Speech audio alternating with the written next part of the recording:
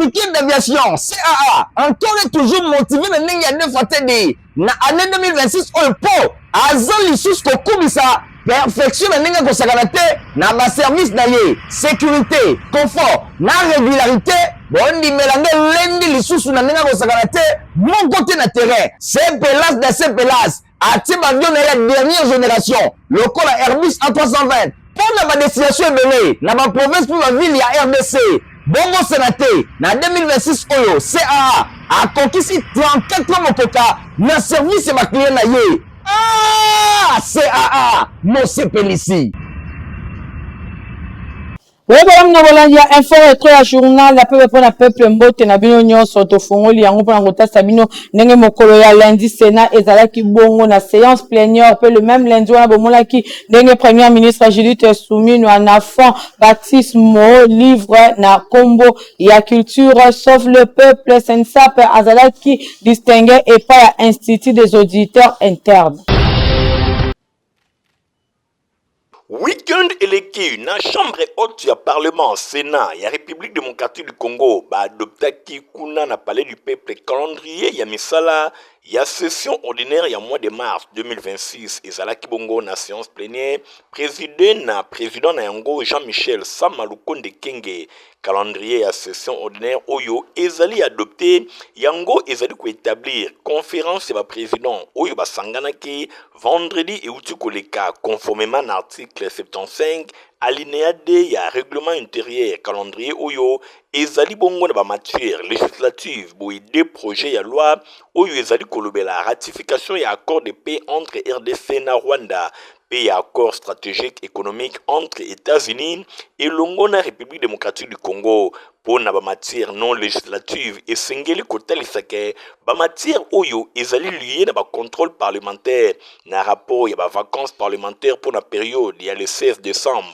2025 kino le 14 mars 2026 yango pe rapport ya ba mission oyo ndenge président Jean-Michel Sama atalisaki. Natango ya débat général, 3 sénateurs ba intervenaki pour na ko reprocher na projet à calendrier oyo caractère na yango indicatif ba sengi koluka ko améliorer qualité pe constance pour na ko kotisa clairement ba différentes matières oyo ekozala aborder na session oyo ba kotisa pe ba arriéré pe ba nouvelles matières. Pour une réaction na yé na ba préoccupation, président ya Sénat a tel ce caractère indicatif na ouverture y a ba nouvelle proposition yé a tel ce qui inscription ba matière et que la fonction y a maturité puis le sous y a disponibilité y a ba hauteur y a ba initiative parlementaire. Natina wana na lumière et d'explication plénière a adopté qui na unanimité projet à calendrier oyo Sénat a vu acte il y a démission il y a deuxième vice-président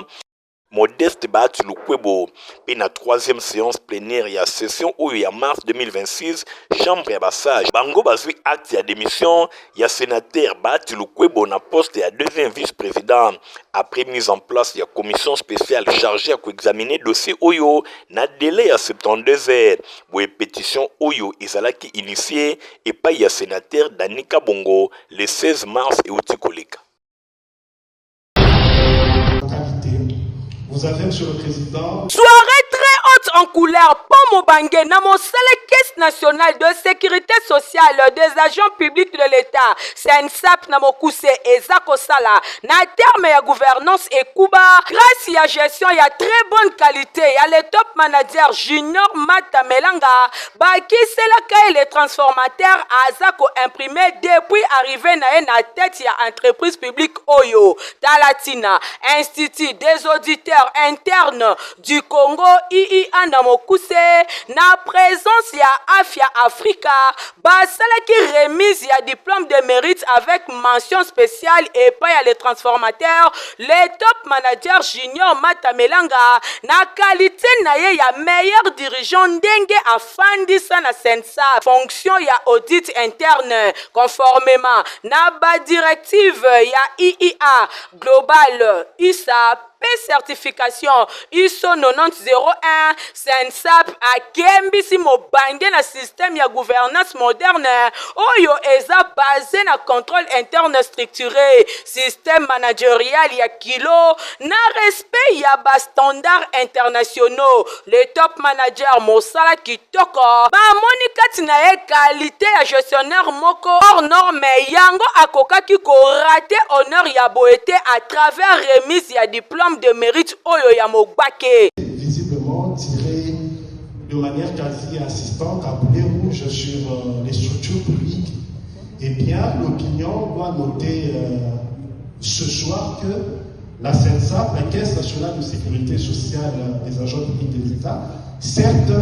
un établissement public. Ah oui, tala lelo SENSAP endimami na mokili grâce ya kokodikoko na gouvernance ekuba balendisi na nzela ya haute capacité managériale imprimée et pas ya le top manager junior Matamelanga le transformateur po aza penza ko transformer nyonso à travers protection sociale ekuba po na ba agent public nyonso ya République démocratique du Congo. Tala lelo yo mokolo ya mardi bomonaki ndenge nini baadministrateur ya marché central bazalaki installé na directeur ya bamarché ya Kinshasa pe bomonaki ndenge nini population oyo azwami bongo na Siforko bazalaki kolela na ndenge babuki bandako na bango.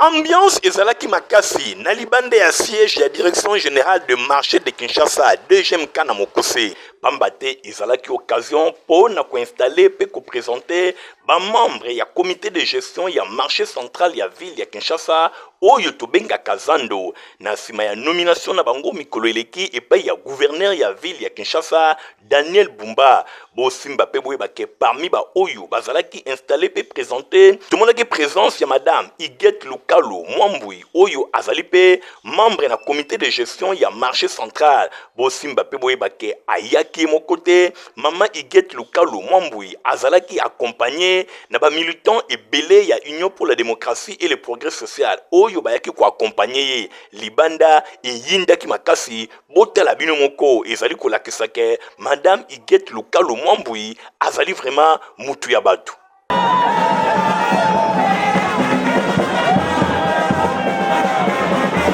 Après nomination na bango epai ya gouverneur Daniel Bumba Ubenga oyo azali DG ya direction générale de marché de Kinshasa azwaki maloba pona kosala lecture ya arrêté oyo enomaki bango nyonso apresentaki bango na miso ya bakambi ya hôtel de ville apresentaki bango na miso ya basyndicat ya marché central ya Kinshasa pe ba structure ya ndenge na ndenge oyo bazalaki wana bongo na sima ya présentation installation na bango pe isalemaki pona kotalisa ke désormais bazali capable ya kobanda mosala boye na tina wana Ubenga oyo azali DG ya direction générale de marché de Kinshasa atalisaki bango eloko nini esengeli basala alobi esengeli ba travailler na vision ya gouverneur ya ville ya Kinshasa Daniel Bumba oyo alingi musala esalema kitoko ba recette ya l'État emona na pona kotonga mboka esengeli te ba confondre poche na bango na misolo ya l'État esengeli zando engenga zando ezala bopeto slogan ya mikolo yo pona gouverneur ya ville ya Kinshasa elobi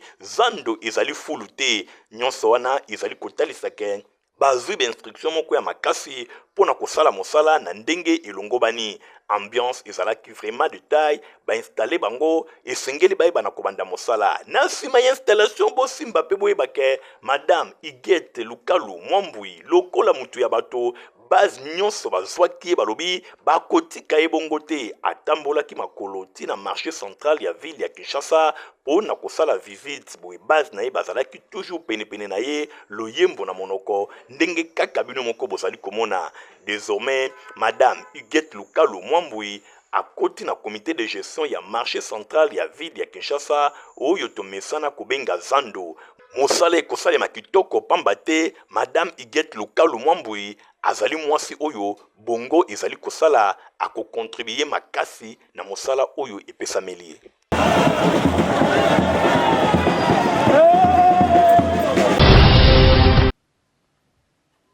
Eli ya komini commune ya Selemba, honorable Maotwene, lui les responsables, Oiba Mesana Kubengaye Papa Selembao. Akitaki mikoleleki na quartier camping na avenue Madiata na kati école complexe scolaire l'info na tina ya soutenir ba sportif de combat ya commune na ye face ya phénomène kuluna pambate kala toyebaka ke ba quartier oyo pe ba commune de ba sportif bazalaka ko défendre ba valeur na souci wana nde honorable Maotwene elongo na délégation na ye mobimba balingaki ko assister Tang Sodo club Urido Omnida. Après l'exercice ya ndenge na ndenge nde honorable Maotwene du les responsables apesaki bango ba matériel ya musala elongo na enveloppe moko ekuba kaka na souci ya soutenir jeunesse sportive ya commune na ye na micro ya Info Lingala maître Biling 4e dan atelisaki gratitude na ye envers honorable Maotwene Papa Selembao. Vraiment on a tenu un sentiment honorable ya il faut tous à la base à la table dans le public mbimba quoi. Donc c'est que c'est un souci pour promouvoir art na biso qui tomata toujours tomata tara ba jeune de bazaboy donc bazana nous bilengi donc bazana pour ça va comme la biso biso de quoi tout kende ba on est tout tikela ba statinions quoi. Donc sentiment vraiment sentiment tout ya lo côté zangi Yemo kopé honorable Maotwene a expliqué que tina ya geste na yi na makam oyo ya malamu lokola boye oyo ta je contribuer na développement ya mboka na biso en général en particulier na oyo ya Ngoma Kinshasa et nazo profiter pour l'occasion ya ko remercier ba organisateur ba geste boye za malamu ezo épargner bana na biso baleki na biso na ba délinquance et puis na ba biloko ya mabe to benga ye lisusu nani honorable sans frontières pambate bana ya commune ya Selemba tango nyonso bazali komona on a terrain soki na terrain te ozali ko proposer nyonso kaka pona bolamu ya population ya commune ya Selemba oyo bapesa yo mandat honorable Maotwene du le responsable ezala kabongo kobaka kaboyi bana Selemba o bazali ko garder na motema. Population avandi na quartier Siforko na commune ya Masina bazali komi lela pe komi tungisa na ndenge ya kosakana te bavandaki posweleki komona ba engin lourd ya hôtel de ville ya Kinshasa koya pona ko démolir ba habitation na bango botala bino moko bandako nyonso ezalaki vraiment rasé boye bango bazali komi lela balobi bazalaki averti soki mokete bapesaki bango préavis te kaka na mbala moko bazalaki obligé ya kobimisa biloko na bango en cascade esika ya kovanda ezali te esika ya kokende ezali te batu ebele babungisaki biloko na bango na ndenge ya kosakana te souwe ya population ezalaki soki ba autorité ya mboka bakopesa bango ata préavis bayeba na komilengele pamba te bazwaki ata information moko te ke bandako na bango ekobukana epuis ba raison moko te oyo bango bayebi ke ba autorité esengelaki baya kobuka bandaku ndenge bino moko bozali komona nzoka nde pona bango balobi basomba ba terrain na bango en bonne et due forme ezali terrain oyo bango batongi ça fait longtemps bazali kovanda kasi bakamwe komona ba engin ya hôtel de ville koya kobuka ndenge epesi bango pasi na ndenge ya kosakana te bwesuwe ya population bazali komilela balobi humanisme esengeli erenywe na part ya ba autorité ya mboka na biso mingi penza ya ville ya Kinshasa tango moto amoni pasi ya bimisi motoki na ye ya bimisi misolo pona kotonga kozwa esika ya kovanda kasi koya kobuka yango kaka boye ezali eloko moko ya malamu te bazali kosenga na ba autorité balukela bango esika ya kovanda ou bien bazongisela bango misolo na bango po baluka bisika mosusu ya kofutela to pe ya kotonga enfin ke bayeba na kovanda kasi koya kaka kobuka boye kotika bato na balabala kotika mabota na pasi pe na mawa ezali eloko moko vraiment ya malonga te atako moto atonge esika oyo elongobani te kasi pona kobimisa ye kasi pona kobuka esika ye avandi esengeli quand même ko réfléchir mingi pe koyeba esika nini bandeko bakokende. Mokolo ya mercredi bomonaki ndenge nini chef de l'État akomaki na Bandunduville pour la 13e conférence ya ba gouverneur peu plénière ezalaki organisée na Assemblée nationale SENSAP a organisé ki installation ya ba CH2S na di administration publique. Tournant historique pour la ville ya Kikwit, na province ya Kwilu, Oyo et Yambaki, chef de l'État, Félix Antoine Tshisekedi Tshilombo, na effervescence moko particulière. Mercredi 25 mars 2026, pour na Oyo telle mission ya itinérance ya chef de l'État, au moins 14 000 ménages bakozala connectés na réseau de distribution électrique Oyo éco-relié centrale hydroélectrique ya Kakobola. Ils allaient doter na puissance moko installée na 10,5 MW. Avant wana, chef de l'État Félix Antoine Tshisekedi Tshilombo a inauguré une série d'infrastructures destinées à l'amélioration des conditions sociales pays militaire, il y a 9e région militaire, garnison, il y a Kikwit. Ezali mingi penza, messe des officiers, nouveau bâtiment, il y a cours d'ordre militaire, pays à centre hospitalier pour les militaires et longo na dépendant na bango. Le 25 mars 2026, 13e conférence ya gouverneur Eko Baki na chef-lieu ya province ya Kwilu. Pour la deuxième journée misala, ezala qui présidait et pas ya premier ministre Judith Suminwa Tuluka na qualité na ya vice-présidente ya instance Oyo ya concertation entre gouvernement central et longo na province. Après validation de mandat de gouverneur et de représentant de bango, conférence évalua que 55 recommandations Oyo ezalaki adoptées na précédente session et salemaki na kolwezi na Lualaba na juin 2025 pour na vice-premier ministre et intérieur rapporteur et conférence Jacquemain Chabani 74% de recommandations ezalaki exécutées de façon générale et touchaki ba différents secteurs stratégiques mingi penza éducation santé gouvernance puis projet structurant locaux la PDL 145 territoires. Jacquemain Chabani a talisaki quelques défis oyo ezali ko freiner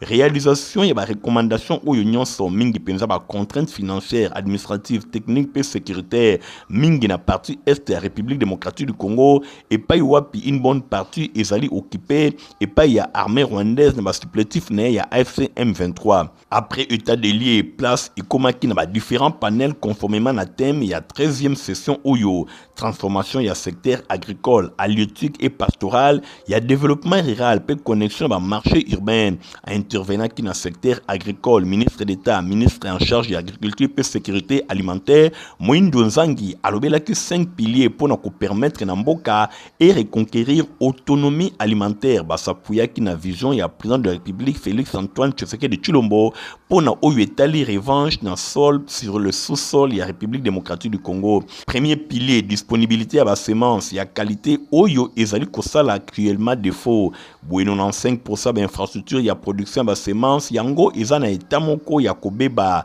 ndenge ministre atalisi. Ezali ko exiger création il y a chaque province centre d'appui paye à production à service agricole.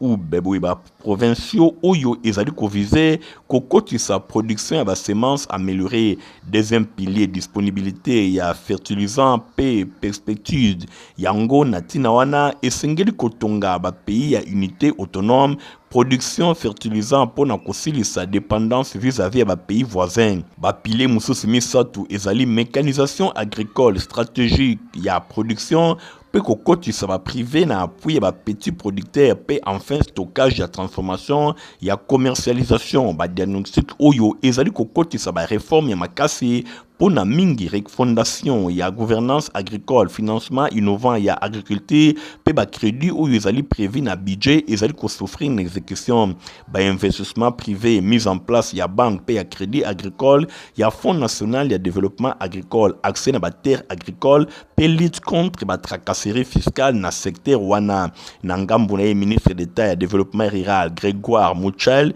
y est à féliciter depuis création il y a ministère au na 1977 kaka avènement ya gouvernement Souminois balakisi politique nationale ya développement rural adopté na juin ya mvula et uti koleka pour na ministère azana charge ya makasi pour na ko améliorer ba conditions ya vie ya population. Organisation, il y a deuxième recensement général, il y a population, paix, habitat, et s'invita qui na 13e session, il y a conférence, il y a gouverneur. Après table ronde, il y a bailleur de fonds, où il salima qui le 13 mars. Et où tu koleka, boye, balobela qui financement, il y a opération, ministre d'État, ministre, il y a plan, paix, coordination, il y a aide au développement. À profiter qui na présence, il y a autorité, il y a 26 provinces, il y a Mboka, pour nous inviter, bango, bas s'approprier dans le processus, pour nous guider Nyumbo, et zali projet, mon intérêt stratégique, pour la planification et le développement durable. Le gouverneur Bengami a s'impliquer dans la sensibilisation de la population dans la province pour garantir la sécurisation de l'opération.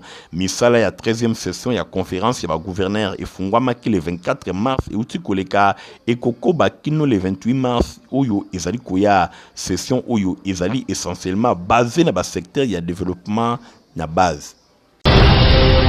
Premier ministre a dirigé Kimisala la 13e conférence ya gouverneur vice Premier ministre ya économie nationale Daniel Mukoko Samba ya mamaki na commission Ecofin ya Assemblée nationale CAA atieli ba client na nyonso Airbus A320 pour voyager na ba condition ya kitoko ya ngonde ezali ba élément oyo to lakisa kibino mokolo ya jeudi. Des axes principaux, Yango ezalaki examiné na ba échange oyo esalemaki ba mesures immédiates ezwamaki pour na gouvernement pe ba perspective ya ba stratégie à moyen pe long terme. Vice-premier ministre en charge ya économie nationale Daniel Mukoko Samba a talisi que situation avant-guerre Yango ezalaki globalement maîtrisée.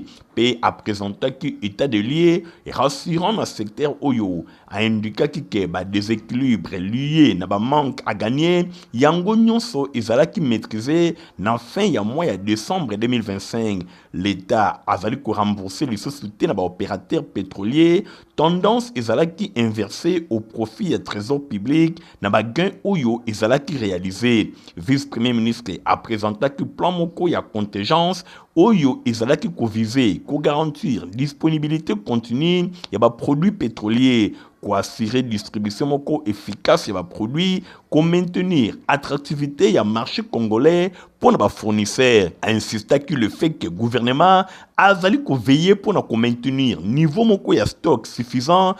pour assurer approvisionnement régulier. Natina Wana a précisé que les produits pétroliers ezali kokoba kozala disponible et puis ba mesure ezali kozwama pour na consolider stock moko réel et durable. Bata na disposition ya l'état na appui ya entreprise publique Sona Hydroc pe Kobil. Buena souka ya séance de travail oyo président ya commission ya Ecofin ya Assemblée nationale honorable Guy Mafuta Kabongo Aloubi azali satisfait de ma propos ya gouvernement. Le VPM a été très clair, une intervention avec toute la clarté possible, qu'on n'a eu que 8 questions. Et la deuxième phase, c'était plus rappeler au gouvernement de produire une feuille de route qui puisse nous permettre, au-delà de cette crise, d'avoir des décisions, si pas une stratégie globale qui puisse s'étendre dans le temps. C'est-à-dire que la crise actuelle doit nous aider à nous réveiller un peu de notre sommeil. Pona oyetali vice-premier ministre ya économie nationale Daniel Mukoko Samba ye akouva ki ba mot juste pona ko préparer population na ba réalité oyo ezali rattaché na guerre oyo na Moyen-Orient. Kobanda samedi moi tumbutu ezaki na Kinshasa carburant eza source de carburant ezali. Moi ba perturbation mike ezalaki na ilonga Matadi ekoma na Kinshasa c'est pas Kabulango na ba station ndenge ezalaka. Tout ça makasi pour moi retard wana ezala comblé pour tozonga na situation où ezali que otambola 2-3 stations te sans que au moins la station eza pe koteka na mboka ndenge tovandi lelo ezala biso bato na ouest ezala bato na sud stock à carburant ezali. Et sengeli bosimba pe boyeba ke gouvernement azali ko réaffirmer engagement na ye pour na ko stabiliser ba prix pe ko protéger pouvoir d'achat ba ménage pe ko renforcer durablement secteur pétrolier national.